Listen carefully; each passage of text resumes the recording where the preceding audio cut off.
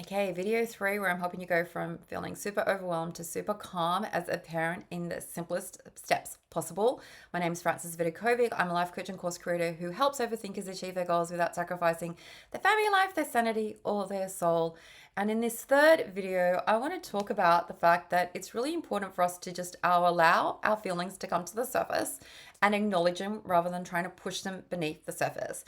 So if you are feeling overwhelmed, rather than trying to pretend that that isn't true, just acknowledge it and say, yeah, I'm overwhelmed. That's why I'm watching this video. That's why I want to be calmer.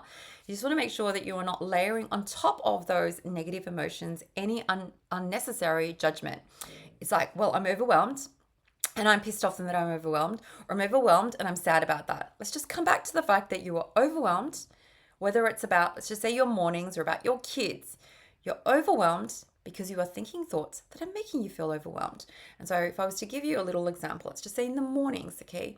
If you feel really overwhelmed in the morning, it might be, and there's going to be a lot of shoulds here, okay? I'm overwhelmed because my kids should have gotten ready by now and they haven't. They should be using their quiet voice, but they aren't. They're yelling, they're screaming, lots of underlying shoulds, and pretty much our feelings of overwhelm come from this expectation that is not being met. A life was supposed to play out one way and it's not, okay? And now we feel as if we can't cope. I want you to know that, and I've only mentioned it for the first time here, the feeling of overwhelm specifically often is connected to this idea that we can't cope, that we can't handle it. It's just simply too much for us. Okay, and so in order for us to feel less overwhelmed, it's about feeding to yourself different thoughts that put you back in the position of power. That you are not a victim to your life. You're not at the whim of, like everyone around you is going crazy and you're like being swept along. You are the adult here.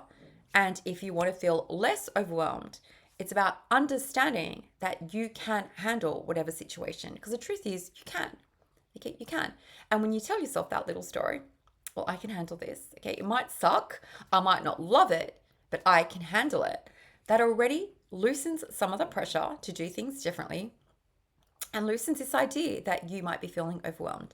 I'm not saying that it's easy. Okay, it could still be hard, but you can handle it. Okay, so if you are telling yourself a story, well, this sucks, I can't handle it, I wish things could be different, chances are lots of negative emotions are going to, swim and, come rushing towards you. But you can tell yourself a different story.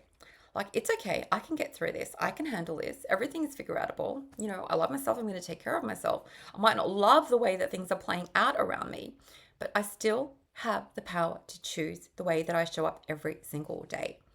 I still have the power to take a deep breath or take it slow. I've got my own back here. And so even though the overwhelm exists, because remember, we're going to allow, we're not going to pretend that we're not feeling overwhelmed.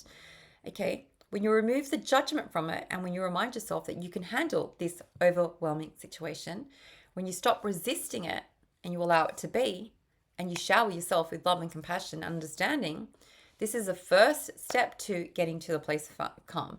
We're not changing anything outside of you just yet, okay? But the overwhelm feels different and it begins to lose its power when you invite it to the room and you like bring it on, like come here.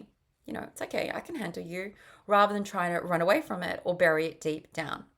Okay, this step is all about just acknowledging your feelings. It's almost like saying, oh, hello, overwhelm, nice to meet you. You can stay if you like to, but I'm going to do my best to be kind myself while you are visiting. And can you see that the circumstances haven't changed? We're not talking about like changing anyone or anything around you. But even if the overwhelm exists, okay, when you allow it to be there, instead of fighting it, instead of like wanting to wish it away, and you shower yourself with love and kindness and understanding that you're just having a human experience and overwhelm is part of this day, okay, that's already the first step to getting to a place of calm. You're not resisting anything. You're letting it play out. You're letting whatever is playing out, you're letting overwhelm enter the room, and you are putting yourself back in the position of power. That is what this step is all about.